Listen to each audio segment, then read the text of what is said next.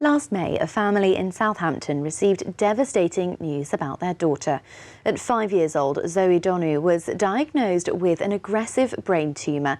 Doctors told Zoe's parents that she may only live for another 2 years.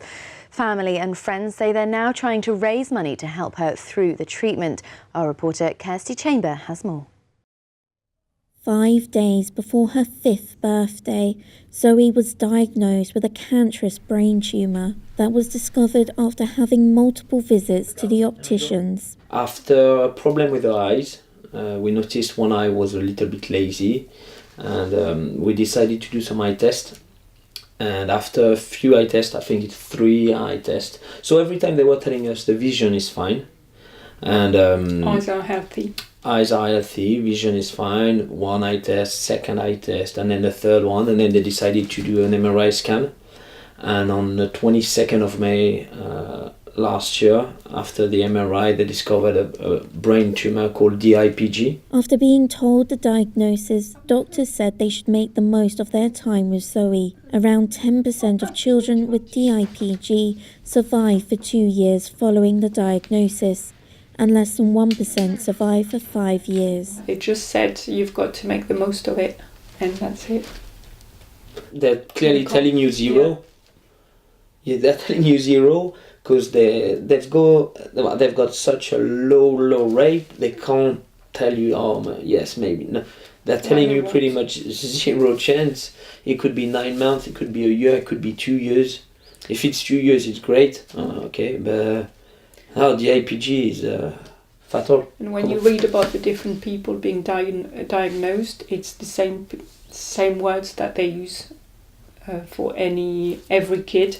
You've got between 9 months and 2 years, and make the most of it while you can. Friends of the family set up the Association Princess Zoe to raise awareness of the condition and to help raise money to go towards treatments or to fulfill some dreams for this little girl. Our friends in France started to do a trust to try to get some fundings to do some dreams for Zoe, we went to Euro Disney. But at the same time, and doing some research, we may have other options like immunotherapy in Germany or maybe in England, which is boosting your immune system. So far, the Trust in France has raised around €11,000, but they worry about the extensive costs of treatments for Zoe. It's a very good amount. However, if we talk about immunotherapy, for example, it's injections, and every time you've got an injection, it's £15,000.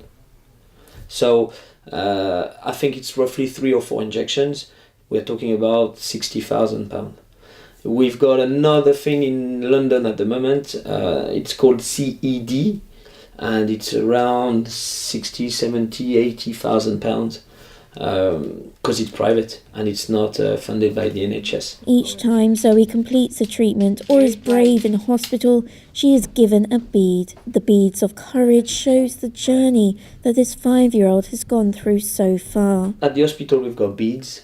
Every time you do something you've got a bead, different beads. So beads of courage. Yeah, we've got a massive necklace now with all the different things she's done, like blood test or anesthetic, radiation, radiotherapy. It's a very long one, so you can measure what she's been through. Due to her age, Zoe understands she isn't well, but she does not know the severity of her condition. But she knows she's got a disease. Yeah, she knows she's about what kind of disease have I got. So we just said, you're being treated for your headaches and your eyes. Mm-hmm. And then she didn't ask any more questions. But I think, again, if it was to get worse, we don't know how we're going to tackle it or how we're going to deal with it or how much information we can tell her. Unfortunately, there's still no cure for this brain tumour, but research continues. Zoe's parents hope to find alternative treatments to make her feel more comfortable. Kirstie Chambers. Solent.